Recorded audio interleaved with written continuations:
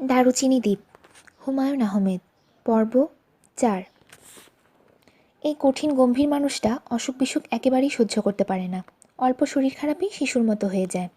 আজ শরীরটা বেশি রকম খারাপ। ফরিদা হাত মুখ ধুয়েই তাকে মেয়েদের বিছানায় শুইয়ে দিয়ে এসেছেন। নিজে শোবার ঘর ধুয়ে মুছে মেয়েদের ঘরে যখন ঢুকলেন তখন সন্ধ্যা মিলিয়ে গেছে। সোবাহান সাহেব কম্বল গায়ে দিয়ে হাত পা গুটিয়ে শুয়ে আছেন। তাঁর গায়ে জ্বর। অন্ধকার ঘরে ভন ভন করে মশা উঠছে। ফরিদা মশারি খাটিয়ে স্বামীর বিছানায় উঠে এলেন। কোমল গলায় বললেন, শরীরটা কি বেশি খারাপ লাগছে? ফরিদা স্বামীর মাথা করে তুলে নিলেন। মায়ায় তার মনটা ভরে যাচ্ছে। মানুষটাকে এখন একেবারে শিশুর মতো লাগছে। করে মুখ গুজে চুপচাপ পড়ে আছে, একটু নড়ছেও না। শরীর এখন কি একটু ভালো লাগছে? ঘুমোতে চেষ্টা করো, আমি মাথায় হাত বুলিয়ে দিচ্ছি। আচ্ছা। ফরিদা স্বামীর মাথায় হাত বুলিয়ে দিতে দিতে কল্পনায় সেন্ট মার্টিন আইল্যান্ড দেখতে লাগলেন। সমুদ্রের মাঝখানে ছোট্ট একটা দ্বীপ। চারদিকের পানি ঘন নীল, যেদিকে তাকানো যায় নীল ছাড়া আর কিছুই নেই। সমুদ্রের নীলের সঙ্গে মিশেছে আকাশের নীল। দ্বীপে কোনো জনমানব নেই, গাছপালা নেই, মরুভূমির মতো ধুধু বালি। জ্যোৎস্না রাতে সে বাড়ি চিকচিক করে জ্বলে। সোবাহান সাহেব অস্পষ্ট স্বরে দীর্ঘ নিঃশ্বাস ফেললেন। ফরিদা বললেন, ঘুম আসছে না? না। আচ্ছা, একটা কথা জিজ্ঞেস করি, সেন্ট মার্টিন আইল্যান্ডে কি গাছপালা আছে? আছে। তুমি গেছো কখনো সেখানে? না। তাহলে জানো কি করে? সোবাহান সাহেব সে কথার জবাব না দিয়ে উঠে বসলেন। ক্ষীণ স্বরে বললেন, আমাকে বাথরুমে নিয়ে যাও, আবার বমি আসছে। তার জ্বর আরও বেড়েছে, চোখ হয়েছে রক্তবর্ণ। ফরিদা তাকে ধরে বিছানা থেকে নামালেন। সোবাহান সাহেব বিড়বিড় করে বললেন, ঘর একদম খালি, বাচ্চা কাচ্চারা না থাকলে আমার ভালো লাগে না। এরা কখন আসবে? সঞ্জু সঞ্জু কোথায় গেছে? বন্ধুর বাসায়। সন্ধ্যার পর বন্ধুর বাসায় যাওয়া যাওয়াই আমার পছন্দ না। রোজ তো যায় না, মাঝে মধ্যে জরুরি কাজ থাকলে যায়। কি জরুরি কাজ? ফরিদা চুপ করে রইলেন। সোবাহান সাহেব বললেন, বমি ভাবটা চলে গেছে, আমাকে শুইয়ে দাও। মাথায় পানি ঢালবো? অনেক জ্বর। পানি ঢালতে হবে না। তিনি আবার বিছানায় কুণ্ডুলি পাকিয়ে শুয়ে পড়লেন। একটি কম্বলে শীত মানছে না। গায়ের উপর আরেকটা লেপ দেওয়া হলো। পায়ে মোজা পরিয়ে দিয়ে ফরিদা শঙ্কিত মনে অপেক্ষা করতে লাগলেন। একজন ডাক্তারকে খবর দেওয়া দরকার। কাকে দিয়ে খবর দেওয়াবেন? বাড়িওয়ালার ছেলেটাকে বললে সে কি এনে দেবে না? ফরিদা, কি তোমার ছেলেমেয়েরা আমাকে এত ভয় পায় কেন? আমি কি কখনো এদের গায়ে হাত তুলেছি, না উঁচু গলায় কোনো কথা বলেছি? ভয় পায় না? অবশ্যই পায়। কেউ আমাকে একটা কথা এসে বলে না। যা কিছু বলার বলে তোমাকে।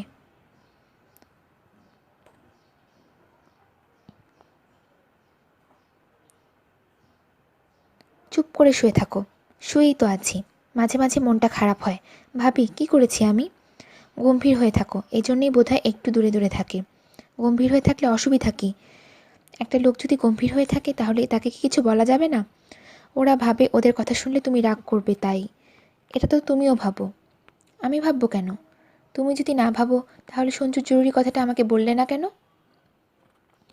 আমি রাগ করতে পারি এই ভেবেই তো তুমি বলছো না। ফরিদা চাপা অস্বস্তি নিয়ে বললেন, সঞ্জু তার কয়েকজন বন্ধুবান্ধব নিয়ে এক জায়গায় বেড়াতে যেতে চায়। কোন জায়গায়? Saint Martin Island. এটা শুনে আমি রাগ করবো কেন? রাগ করার এখানে কি আছে? যুবক বয়স, এই বয়সে নানান জায়গায় ঘোরার ইচ্ছা তো হবেই। সঞ্জুর বয়স কত এখন? 23। 23 বছর বয়সে আমি একা একা দার্জিলিং গিয়েছিলাম। আমাকে তো কখনো বলো নাই। বাড়ি থেকে রাগ করে চলে গিয়েছিলাম। শুধু বড় মামা জানতো। বড় মামা 500 টাকা দিয়েছিলেন। রাগ করেছিলে কেন? আমার বাবা ছিল খুব রাগী। রাগলে ওনার মাথা ঠিক থাকতো না। একবার রেগে গেলেন, তারপর সব লোকজনের সামনে জুতো পেটা করলেন। সে কি, এমন কি করেছিলেন যে জুতো পেটা করতে হলো? এত বড় ছেলেকে জুতো পেটা করবে, এটা একটা কথা হলো? কেমন মানুষ উনি? বাবার সম্পর্কে এমন তাচ্ছিল্য করে কথা বলবে না। ওনার রাগ ছিল বেশি। রাগ বেশি থাকা অপরাধ না। সঞ্জু যাচ্ছে কবে? এখনও ঠিক হয় নাই, সামনের সপ্তাহে যাবে বোধহয়। ওর গরম কাপড় তো কিছু নাই। একটা সোয়েটার কিনে দিও, আর একটা মাফলার। সমুদ্রের তীরে খুব ঠান্ডা হওয়ার কথা। হু করে বাতাস, ফট করে ঠান্ডা লেগে যাবে। কানে ঠান্ডা লাগে সবার আগে। আমার গরম চাদরটাও দিয়ে দিও। আচ্ছা। দেশ বিদেশ ঘুরলে মন বড় হয়, কত কি শেখা যায়, দেখা যায়। আমার টাকা পয়সা নাই। টাকা পয়সা থাকলে দেশ বিদেশে পাঠাতাম। দেশের ভিতর এখানে ওখানে যেতে চায়, যাবে। এটা শুনে আমি রাগ হব কেন? ফরিদা স্বামীর মাথায় চুল টানতে টানতে বললেন, দার্জিলিং তোমার কাছে কেমন লেগেছিল বলো তো? ভালো। কেমন ভালো বলো? শীতের সময় গিয়েছিলে? হুম। খুব শীত না? হুম। কতদিন ছিলে দার্জিলিংয়ে? সোবাহান সাহেব জবাব দিলে না। মনে হলো তার শরীর একটু যেন কেঁপে উঠল। ফরিদা স্বামীর মুখের দিকে তাকিয়ে হতভম্ব হয়ে গেলেন। সোবাহান সাহেবের চোখ ভেজা, তিনি নিঃশব্দে কাঁদছেন।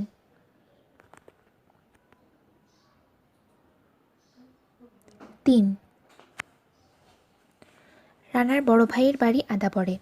৫ তলা হুলস্থুল ধরনের বাড়ি, যার একতলার 2টি ইউনিটে রানারা থাকে, বাকি 4 তলা ভাড়া দেওয়া হয়েছে। রানা মূলত এ বাড়ির একজন কেয়ারটেকার। পরপর 3বার ইন্টারমিডিয়েট ফেল করার পর রানার বড় ভাই সাদেক আলী রানাকে একদিন ডেকে পাঠান এবং খুব আন্তরিক ভঙ্গিতে বলেন, পড়াশোনা তোকে দিয়ে হবে না, তুই বরং ব্যবসাপাতি কর। রানা সঙ্গে সঙ্গে হ্যাঁ সূচক মাথা নাড়ে এবং খুব নিশ্চিন্ত বোধ করে। আজকাল পয়সা হচ্ছে কনস্ট্রাকশনে। ব্রিকফিল্ড একটা ভালো মতো চালাতে পারলে লাল হয়ে যাবি। পারবি না? রানা আবার হ্যাঁ সূচক মাথা নাড়ে। আচ্ছা, তাহলে তাই করব। পড়াশোনা তোর লাইন না, নাকি আরেকবার পরীক্ষা দিতে চাস? ভেবে বল, লাস্ট চান্স একটা নিবি? 3-এ যার হয় না, 4-এও তার হবে না। আচ্ছা যা, একটা ব্রিকফিল্ড করে দেব ইনশাল্লাহ। এইসব কথাবার্তা আজ থেকে 9 মাস আগের।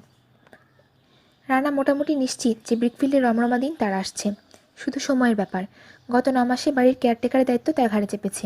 সে এ কাজ মন দিয়ে করছে। 3 তলার ভাড়াটির ইলেকট্রিক ফিউজ জ্বলে গিয়ে ফ্ল্যাট অন্ধকার। রানাকে দেখা যাবে টর্চ লাইট জ্বালিয়ে ফিউজ ঠিক করছে। 2 তলার ভাড়াটি দেয়ালে পেন্টিং বসাবে। মিস্ত্রি ডেকে দেয়ালে ফুটো করার কাজের পুরো দায়িত্বই তার। এইসব ছাড়াও সামাজিক কর্মকাণ্ড তার ডাক পড়ছে। 4 তলার ভাড়াটের ছেলে আকিকা, 2টা খাসি আমিনবাজার থেকে কিনে আনা, মৌলানার ব্যবস্থা করা, আওলাদ হোসেন লেন থেকে কিসমত বাবুর্চিকে নিয়ে আসার জটিল সব কাজ সে আনন্দ এবং আগ্রহের সঙ্গে করে।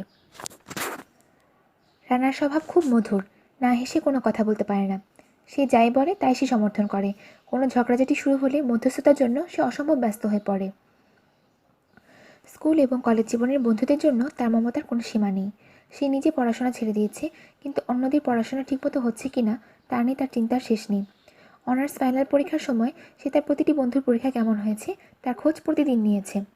মোতালেবের 4th পেপার খুব খারাপ হয়েছে। পেপার ক্র্যাশ করতে পারে শুনে সে দুশ্চিন্তায় রাতে ভালো ঘুমোতেও পারেনি। রিং রোডের মাঝামাঝি একটা চায়ের রেস্টুরেন্টে রানা বাকির খাতা খুলে রেখেছে। সেই বাকির খাতায় তার 4 বন্ধুর নাম লেখা। দোকানদারকে বলা আছে এই 4 জন এবং এই 4 জনের সাথে কোনো বন্ধুবান্ধব থাকলে তারাও বাকি খেতে পারবে, যা খেতে চায় তাই। রানার বন্ধুরা এই চায়ের দোকানেই রানার সঙ্গে আড্ডা দেয়। সপ্তাহে অন্তত একদিন বিকাল 3টা থেকে রাত 10টা-11টা পর্যন্ত আড্ডা চলে। রাত বেশি হয়ে গেলেই দোকানেই পাটির উপর ঘুমিয়ে পড়ার ব্যবস্থা আছে। বালিশ এবং এক্সট্রা মশারি রানা বাড়ি থেকে নিয়ে আসে, তবে বন্ধুদের কখনো বাড়িতে নিতে পারে না। রানা বড় ভাই পছন্দ করেন না। আজ চায়ের দোকানে সঞ্জু, তারিক এবং মোতালেব বিকেল 5টা থেকে বসে আছে। রানার খোঁজ নেই। একটা কাজের ছেলে বলে গেছে, এক্ষণ আইব, আপনাকে চা পানি খাইতে বলছে। রানার বন্ধুরা ইতিমধ্যে সবাই 4 কাপ করে চা খেয়েছে, 10 টাকার পেঁয়াজু খেয়েছে, ডিমের অমলেট খেয়েছে। প্রজেক্ট দারুচিনি দ্বীপ নিয়ে তুমুল আলোচনাও চলছে, তবে পুরোপুরি ফাইনাল করা যাচ্ছে না। সবাই একত্র হয়ে সিদ্ধান্ত নেওয়া হবে, অথচ 2 জন এখনও অনুপস্থিত। রানা এবং বল্টু। বল্টু থাকে বাসাবোতে। সে আসবে একটা টিউশনি শেষ করে, আস্তে আস্তে 9টা বাজবে। রানা কেন আসছে না কে জানে। কোনো একটা সমস্যা নিশ্চয়ই হয়েছে। রানার সমস্যা বেশ গুরুতর। তাদের টয়লেটের কোমরটি কী যেন হয়েছে, হুড়হুড় করে পানি বের হয়ে চারদিক ভাসিয়ে নিয়ে যাচ্ছে। প্লাম্বার একজনকে আনা হয়েছে, সে খানিকক্ষণ পরপর বিরস মুখে বলছে, কিছুই তো বুঝি না, পানি আহে কোন হান্থুন। সাদেক আলী 1তলার বারান্দায় হাঁটাহাঁটি করছেন এবং গজরাচ্ছেন। গাধাটা করে কি, সামান্য জিনিসও পারে না। পানির মিস্ত্রি আনতে বললাম, রাস্তা থেকে কাকে ধরে নিয়ে এসেছে, কিছুই জানে না। পানির মিস্ত্রি এ কথায় অপমানিত বোধ করে কি বলেছিল? রানার ভাই তাকে চুপ শোরের বাচ্চা বলে ধাঁধানি দিয়েছেন।